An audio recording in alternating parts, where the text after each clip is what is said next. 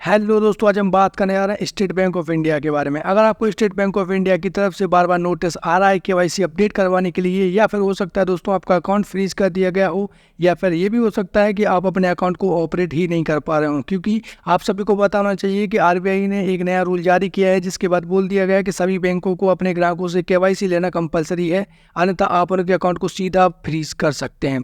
ऐसा इसलिए किया जा रहा है क्योंकि लगातार दोस्तों आपने देखा होगा कि आपके आसपास बहुत सारे लोगों के पैसे निकल रहे हैं, फ्रॉड लगातार बढ़ता जा रहा है। तो इसके ऊपर कंट्रोल करने के लिए ये नियम लाया गया है, जिसके बाद अगर आपके पास नोटिस नहीं आया है तो बहुत जल्दी आपके पास नोटिस आने वाला है।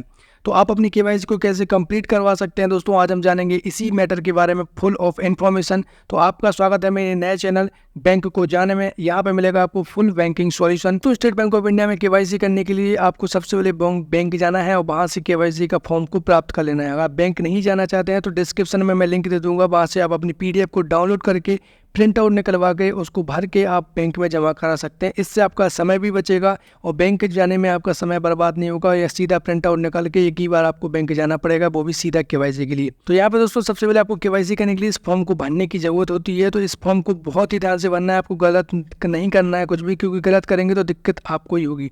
सबसे पहले दोस्तों आपसे पूछा जा रहा है सीआईएफ नंबर। सीआईएफ नंबर क्या होता है, आपको अपनी पासबुक को खोलना है और यहाँ पे दोस्तों लिखा होगा सेविंग अकाउंट बैंक नंबर, उसके बाद लिखा होता है सीआईएफ नंबर, उसके बाद लिखा होता है अकाउंट नंबर। तो सीआईएफ नंबर जो भी आपके सामने दिया हुआ है वो सीआईएफ नंबर यहाँ पे आपको लिख देना है। इसके बाद यहाँ पे दोस्तों आपसे पूछा जा रहा है ब्रांच का नाम। तो जो भी आपके ब्रांच का नाम है वो यहाँ पे आप डाल सकते हैं।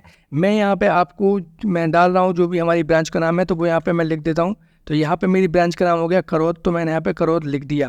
इसके बाद दोस्तों यहाँ से आपसे पूछा जा रहा है कि पर्सनल डिटेल के बारे में। पर्सनल डिटेल में आपसे आपका फर्स्ट नेम, मिडिल नेम और लास्ट नेम पूछा जा रहा है। अब हो सकता है दोस्तों बहुत सारे लोगों का नाम फर्स्ट नेम है, तो जैसे मेरा नाम है अमित, तो मैं यहाँ पे अमित लिख दूंगा। और उसके बाद यहाँ पे आप देख पा रहे होंगे कि यहाँ पे मिडिल नेम है, मिडिल नेम मेरा कुछ भी नहीं है। लास्ट नेम है तो मैं यहाँ पे सैनी लिख दूंगा। तो यहाँ पे मैं इस तरीके से अपने इस फॉर्म को भरते हुए चला जाऊँगा। अगर आपका मिडिल नेम है तो आप मिडिल नेम भी यहाँ पे भर सकते हैं। उसके बाद दोस्तों अकाउंट नंबर जो भी आपका है वो आप यहाँ पे डालेंगे। अकाउंट नंबर आपके सीआईएफ नंबर जो भी आपकी पासबुक है उसके जस्ट नीचे दिया होता है, तो अकाउंट नंबर यहाँ पे आपको दोस्तों टाइप कर देना है। अकाउंट नंबर टाइप करने के बाद यहाँ पे स्पाउस नेम, यहाँ पे दोस्तों अगर आपकी शादी हुई है और आप अगर लड़की हैं तो यहाँ पे आप अपने हस्बैंड का नाम लिखेंगी, और अगर आप मेल हैं तो यहाँ पे आप अपनी वाइफ का नाम लिख सकते हैं। तो यहाँ पे दोस्तों उसके बाद आपसे पूछा जाता है रेसिडेंशियल इन्फॉर्मेशन के बारे में। तो रेसिडेंशियल इन्फॉर्मेशन सबसे पहले दिया हुआ है दोस्तों रेसिडेंशियल इंडिविजुअल, जिसका मतलब होता है दोस्तों कि आप खुद एक रहने वाले हैं, कहाँ के, आपका खुद का घर है और आपका एक स्थायित्व वाली जगह है। नॉन रेसिडेंशियल इंडियन में मतलब आ जाएगा दोस्तों कि आप अपने देश के रहने वाले नहीं हैं, आप दूसरे देश में जाके बस गए हैं, लेकिन आपका अकाउंट, आपकी ज़मीन जायदाद, आपका सब कुछ इंडिया में ही है। लेकिन फॉरेन नेशनलिटी में इसका मतलब होता है कि आप विदेश के रहने वाले हैं और भारत में आके बस गए हैं। इसके बाद पर्सनल ऑफ इंडियन ओरिजिन, यहाँ पे दोस्तों स्पेसिफिक कैटेगरी है जो यहाँ पे आपको पहनने की ज़रूरत नहीं होती है, लेकिन यहाँ पे मेरा दोस्तों इंडिविजुअल रेसिडेंशियल है, तो यहाँ पे मैं इंडिविजुअल रेसिडेंशियल करूँगा क्योंकि मैं इंडिया का निवासी हूँ। इसके बाद दोस्तों ऑक्यूपाई टाइप में पूछा जाता है यहाँ पे आपसे। तो यहाँ पे जो भी आपकी सर्विस है, प्राइवेट सेक्टर में जॉब है या फिर पब्लिक सेक्टर में जॉब है, गवर्नमेंट जॉब है, या फिर अदर्स कुछ भी है, जैसे मान लीजिए आपके किराने की शॉप हो सकती है, यहाँ पे ठेला लगाते हैं या कुछ भी अगर आप करते हैं, तो यहाँ पे आप अपना अदर्स वाले ऑप्शन पे जाएंगे।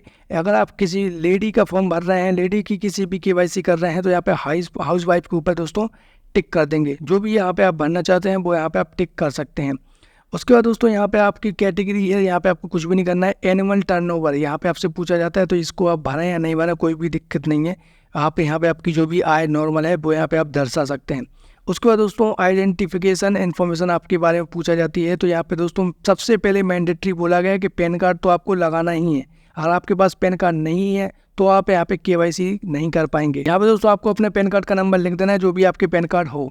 उसके बाद यहाँ पे दोस्तों सबसे पहले पूछा जाता है certified copy of following document, जो भी यहाँ पे आप अपने पैन कार्ड का नंबर यहाँ पे डालेंगे, उसके बाद दोस्तों उसकी कॉपी भी आपको लगाने होंगे। इस चीज़ का आपको विशेष तौर पर ध्यान देना है।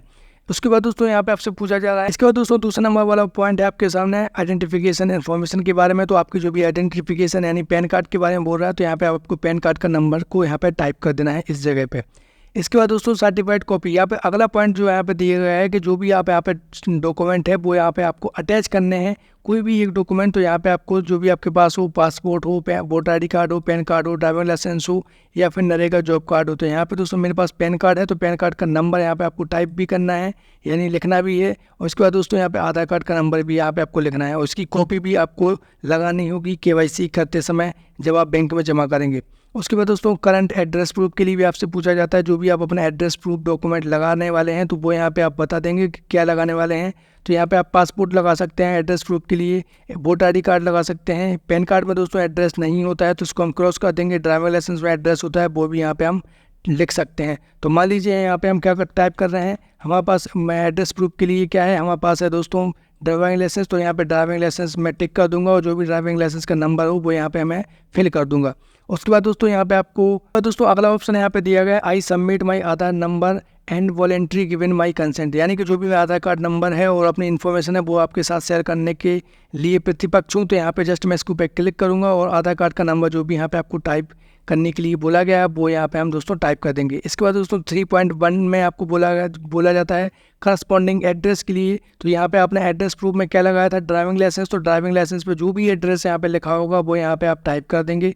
यहाँ पे आपको उसको अच्छे से टाइप कर देना है। उसके बाद सिटी और टाउन, सिटी का मतलब होता है अगर आप किसी शहर में रहते हैं तो सिटी जो भी आपकी है तो वो यहाँ पे आप लिख सकते हैं, और अगर आप किसी गांव में रहते हैं तो गांव का नाम यहाँ पे आपको लिख देना है। उसके बाद डिस्ट्रिक्ट भरने के लिए बोला जाता है, तो यहाँ पे आपको दोस्तों डिस्ट्रिक्ट का नाम भर देना है। पिन कोड आपसे भरने के लिए बोला जाता है, तो पिन कोड भर देंगे। और यूनियन टेरिटरी में मतलब आपके जो भी आपकी स्टेट हो वो यहाँ पे हम फिल कर देंगे। कॉन्टैक्ट डिटेल में आपके लिए बोला जाता है चौथे नंबर के पॉइंट में, तो ये हमारे काम की इन्फॉर्मेशन नहीं है, तो हमें यहाँ पे इसको दोस्तों नहीं भरना है। हमारे काम की इन्फॉर्मेशन ये भी नहीं है, ये भी नहीं है। हमारे काम की इन्फॉर्मेशन कौन सी है, डेट ऑफ बर्थ यहाँ पे बोला जाएगा, तो वो यहाँ पे आपको जो भी ID प्रूफ में हो वो यहाँ पे आप टाइप करना है। मोबाइल नंबर, यहाँ पे डेट ऑफ बर्थ और मोबाइल नंबर आपको बहुत ध्यान से भरना है जो भी आपके ID प्रूफ में हो वो। उसके बाद दोस्तों ईमेल आईडी अगर आपके पास हो तो ठीक है, नहीं हो तो यहाँ पे दोस्तों आप इसको नहीं भी भरेंगे तो कोई दिक्कत नहीं है। इसके बाद दोस्तों 5वां नंबर का पॉइंट है एप्लीकेंट डिक्लेरेशन, यानी यहाँ पे बोला जा रहा है कि जो भी इन्फॉर्मेशन आपके द्वारा बैंक को दी जा रही है एड्रेस प्रूफ के तौर पे या फिर ID प्रूफ के तौर पे, वो पूरी तरीके से लीगल है और सही इन्फॉर्मेशन है। अगर आप किसी भी प्रकार की गलत इन्फॉर्मेशन बैंक को देते हैं तो बैंक आपके ऊपर कार्रवाई कर सकता है। तो ये कंसेंट आपसे बैंक मांगती है, तो जस्ट यहाँ पे आपको उसको कंसेंट को दे देना है, यानी राइट पे क्लिक कर देना है। और उसके बाद जो भी आपकी डेट, जिस भी डेट को आप ये फॉर्म को जमा करेंगे KYC फॉर्म को, वो यहाँ पे आपको डेट टाइप कर देना है। डेट आप कैसे टाइप करेंगे इस चीज़ को भी समझ लीजिए। डेट आपको ऐसे लिखना है, मान लीजिए 08, आज की डेट जिस दिन मैं वीडियो शूट कर रहा हूँ तो आज की डेट जो है दोस्तों वो है 08/08, यानी 8वां महीना और 2023। तो यहाँ पे मैं कुछ इस तरीके से आप अपनी डेट को लिख दूंगा। इसके बाद प्लेस, तो प्लेस यहाँ पे आपको ऑलरेडी बताया गया है कि प्लेस आपका क्या है, वो उस प्लेस है हमारा भोपाल। तो यहाँ पे हम अपने भोपाल को यहाँ पे कंसेंट दिया गया तो भोपाल लिख देंगे। तो दोस्तों आपसे पूछा जाता है 6वें नंबर के ऑप्शन में attention for the office use, यानी कि यहाँ पे आपको कुछ भी नहीं करना है, ये बैंक वाले इन्फॉर्मेशन को फिल करेंगे। तो यहाँ पे इस वाली इन्फॉर्मेशन को आपको एज इट इज छोड़ देना है। अब आपके पास लास्ट काम बचता है क्या, वो यहाँ पे आपको साइन करना है। अगर आप साइन करते हैं तो साइन करेंगे, अगर आप अंगूठा लगाते हैं तो अंगूठे का निशान यहाँ पे आपको लगा देना है। उसके बाद दोस्तों आपको इस फॉर्म को लेना है और आधार कार्ड लेना है और आपके पैन कार्ड की फोटोकॉपी लेना है। इन तीनों को आपको एक साथ इसका बंच बना लेना है, और आधार कार्ड पे और पैन कार्ड जो भी आप डॉक्यूमेंट लगाएंगे उसके नीचे साइन करना आपको दोस्तों नहीं भूलना है। उसको भी आप सेल्फ अटेस्टेड दोनों को कर देंगे।